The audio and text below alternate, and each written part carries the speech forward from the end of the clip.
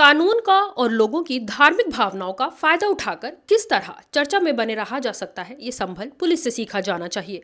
संभल में 5 मुस्लिम नौजवान मारे गए, उसके बाद से ही लगातार संभल से एक के बाद एक खबरें आती चली जा रही हैं। कभी संभल की पुलिस संभल के मुसलमानों का पाकिस्तानी कनेक्शन सामने ला रही है, संभल की गलियों के कचरों से पाकिस्तानी कारतूस ढूंढ लेती है। कभी सेंसिटिविटी को देखते हुए मस्जिद के लाउडस्पीकर से अजान की आवाज आने पर पुलिस इमाम को गिरफ्तार कर लेती है और जिस इमाम की तनख्वाह ही 5 से 6 हजार रुपए होती है, उन पर 2 लाख रुपए का चालान काटकर छोड़ देती है। और कभी संभल की पुलिस बिजली चोरी चेकिंग के लिए संभल की गलियों में निकलती है और वहां सालों पुराना मंदिर ढूंढ निकालती है, खुद सफाई और आरती करती है और साथ ही कुएं भी खोज लेती है, उसकी खुदाई कराकर उसमें से छोटी छोटी मूर्तियां भी ढूंढ लेती है। इस बीच एक और बड़ी खबर आती है मुस्लिम मोहल्लों में बुलडोजर कार्रवाई की। संभल की पुलिस चुन चुन कर सिर्फ मुस्लिम मोहल्लों में अतिक्रमण हटवाती है। संभल से एक के बाद एक आई खबरों की वीडियो और तस्वीरों में एक चेहरा आपको कॉमन दिखेगा, वो है संभल के सीओ अनुज चौधरी का। इतने कम दिनों में ये एक के बाद एक घटना जो संभल में होती है, वो सीओ अनुज चौधरी की अगुवाई में ही घटती है।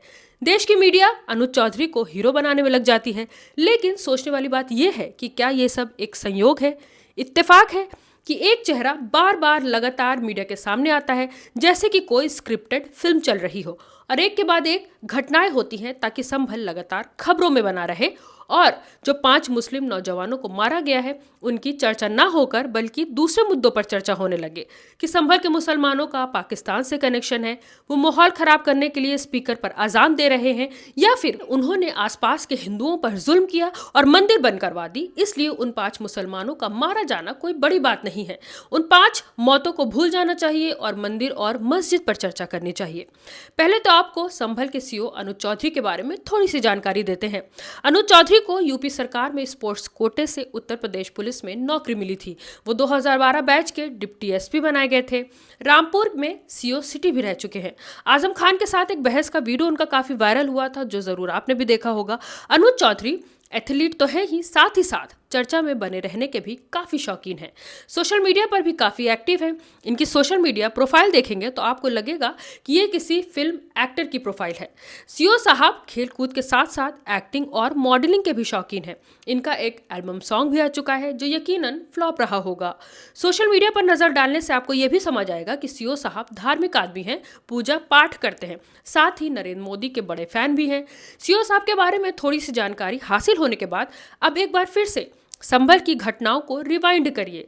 संभल में मस्जिद के सर्वे के दौरान जब भीड़ इकट्ठा होती है तो उन पर किस तरह कठोर कार्रवाई की जाती है, लाठीचार्ज की जाती है, भीड़ को भगाने की कोशिश की जाती है, उन पर पानी की बौछारें डाली जाती है, इसके बाद पत्थरबाजी होती है और फिर गोलियां चल जाती हैं और 5 मुस्लिम नौजवान शहीद हो जाते हैं।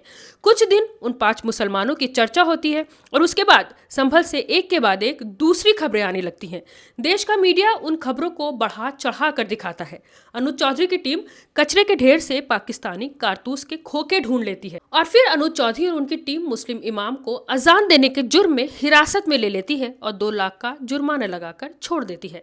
अनुज चौधरी और उनकी टीम मुस्लिम मोहल्लों में जाती है और खुद सपा सांसद बर्ग के घर का मीटर बदलवाती है और फिर अनुज चौधरी और उनकी टीम एक बंद मंदिर ढूंढकर उसका ताला खुलवाती है और खुद अनुज चौधरी साफ सफाई करते हैं, मंदिर में पूजा पाठ करते हैं। जिस कुएं को नगर पालिका ने बंद करा दिया था ताकि कोई बुरा हादसा न हो जाए, सीओ अनुज चौधरी की टीम उस बंद कुएं को खुदवाना शुरू कर देती है और देश का मीडिया कुएं की उस खुदाई को बहुत ही बड़ी घटना बताकर लाइव रिपोर्टिंग दिखाता है। अनुज चौधरी और उनकी टीम मुस्लिम मोहल्लों में नाली के ऊपर बनी सीढ़ियों को अतिक्रमण बताकर तोड़वाती है, उन पर बुलडोजर चलवाती है। ये सारी घटनाएं 22 दिनों के अंदर होती हैं, क्योंकि जो हिंसा की घटना है उसे पूरे हुए अभी 1 महीने नहीं हुए, यानी 30 दिन नहीं हुए। कानून का और लोगों की धार्मिक भावनाओं का फायदा उठाकर किस तरह चर्चा में बने रहा जा सकता है, ये संभल पुलिस से सीखा जाना चाहिए।